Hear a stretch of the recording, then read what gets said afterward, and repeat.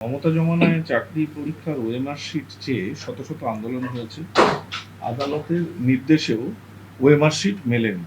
এবার শুভেন্দু জমানায় সরকার গঠিত হতেই প্রথম দিনেই ওএমআর পাবলিশ করলো স্কুল সার্ভিস কমিশন।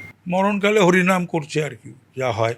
এখন এই পিএসসিরও দেখি রেজাল্ট বেরোচ্ছে গুচ্ছে গুচ্ছে, কারণ সেসব কথাও হচ্ছিল ওএমআর সিট। তাহলে এতদিন কি করছিল, কি হচ্ছিল সমস্ত? একেবারে আমি বলছি এই রকম ধরনের একটা দুর্নীতিগ্রস্ত, দুর্বিনীত, দুর্বৃত্তদের নিয়ে গঠিত একটা রাজনৈতিক দল, সরকার হয় না। এটা মমতা একটা আপাদ মস্তক, মমতা ব্যানার্জির আপাদ মস্তক,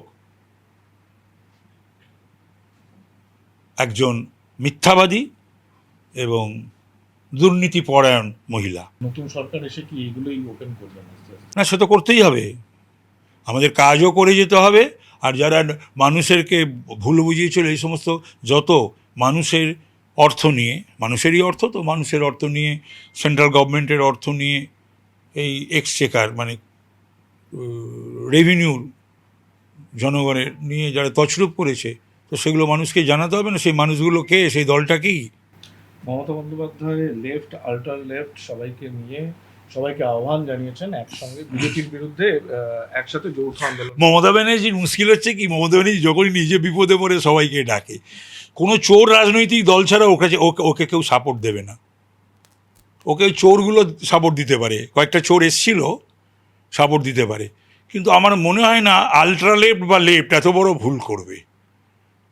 আলট্রা লেফট বা লেফট ওকে কী চেনে। এবং কালকে তো দেখছিলাম সিপিএমের শতরূপ যা বললো, যে ভাষায় আক্রমণ করলো তৃণমূলকে আর মমতাকে, মানে শুনলাম তো সেটা। তো সুতরাং মমতার হচ্ছে, ও যখন বিপদ, এসো এসো সবাই ঝাঁপাও, আমাকে বাঁচাও। আর নিজে লোককে বলে না, নিজে ওই বিশ্বাসঘাতক, মির্জাফর, গাদ্দার, কতজনের সঙ্গে, কত পার্টির সঙ্গে, এনডিএর সঙ্গে, ইউপিএর সঙ্গে, বিজেপির সঙ্গে, কংগ্রেসের সঙ্গে, লেফটের সঙ্গে কতবার ও গদ্দারি করেছে, কতবার বিশ্বাসঘাতকতা করেছে, কতবার মির্জাফরগিরি করে। নিজে এইটা বলেই না, ও যাকে দেখে তাকে আক্রমণ করে, গদ্দার বলে, মির্জাফর বলে এবং বিশ্বাসঘাতক বলে। এই রকম গদ্দার, এইরকম মির্জাফর, বিশ্বাসঘাতক ভারতবর্ষের রাজনীতিতে জন্মায়নি।